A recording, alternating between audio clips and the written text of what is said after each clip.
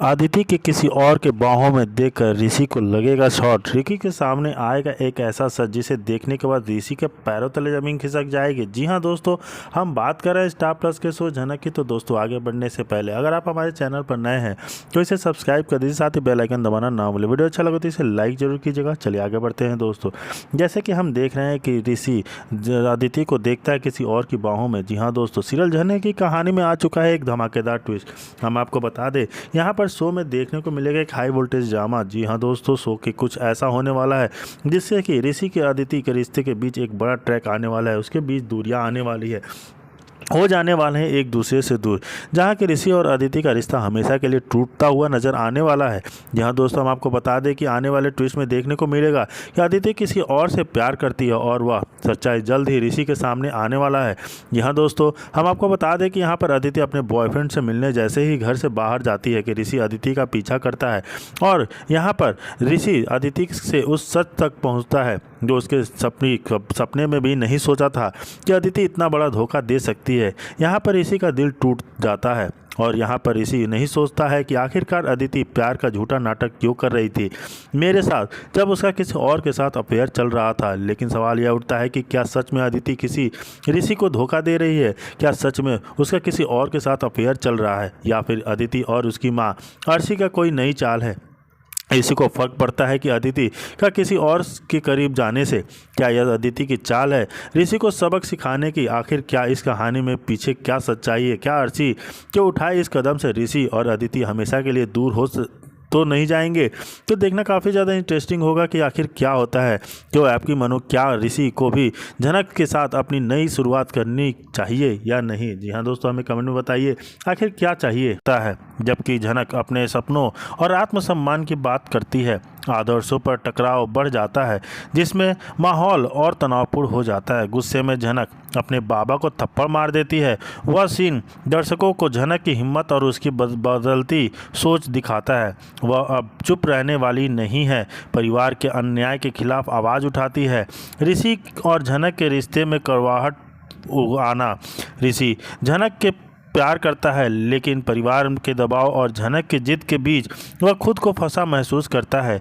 झनक अपने सपनों को सबसे ऊपर रखकर रिश्ते को पीछे छोड़ना चाहती है। ऋषि सबसे नाराज़ होता है। दोनों के बीच गलतफहमियां बढ़ने लगती हैं। दर्शकों को झनक का आत्मसंकल्प और अपने सपनों को चुनने का जज्बा साफ दिखता है। वही परिवार में मतभेद और बंटवारा सामने आता है। एपिसोड का मध्य भाग परिवार के मतभेद और झगड़क के कारण घर में पड़ी दरार को विस्तार से दिखाता है। अनिरुद्ध की मां झनक का समर्थन करती है, छोटोन भी उसके साथ है। अदिति और अर्शी अपनी चालें चलती हैं। वे झनक को अकेला करके साबित करना चाहती हैं कि उसके बिना परिवार खुश रह सकता है। बहस, तर्क और आरोपों के बीच झनक अकेली पड़ जाती है, लेकिन उसके हौसले से कोई कमी नहीं आती है।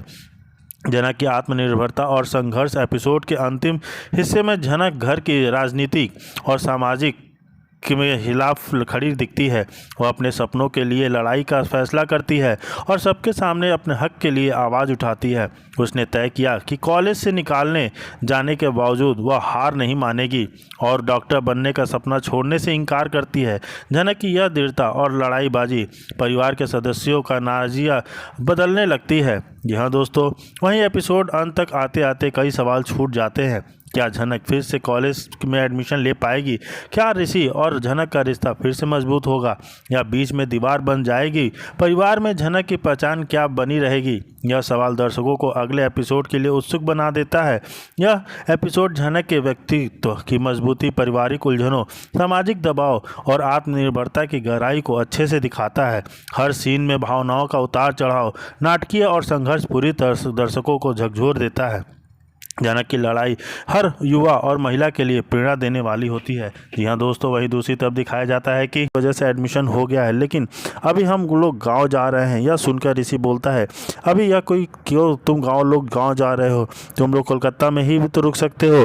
दूसरी तरफ हम देखते हैं कि सुरजीत जो ऑफिस में जाता है वह बात कर रहा होता है। कॉल पर बोलता है, थोड़ी देर बाद बात करता हूँ। पायल सुनकर यह बहुत ज़्यादा चीज़ हो जाती है कि आखिर झनक और ये ऋषि क्या कर रहे हैं। जी हाँ दोस्तों, काफ़ी ज़्यादा इंटरेस्टिंग शो होने वाला है। एक बहुत बड़ा ट्विस्ट जहाँ ऋषि को होने वाला है बहुत पछतावा, जब झनक ने कह दिया उससे ऐसी बात जो उसको दिल को लगे। जी हाँ दोस्तों, सीरियल झनक की कहानी में आ चुका है धमाकेदार ट्विस्ट। कहानी में देखने को मिलेगा कि यहाँ पर अदिति और घर वाले ने जो झनक के साथ बर्ताव किया, यह सब ऋषि को बिल्कुल भी अच्छा नहीं लगा।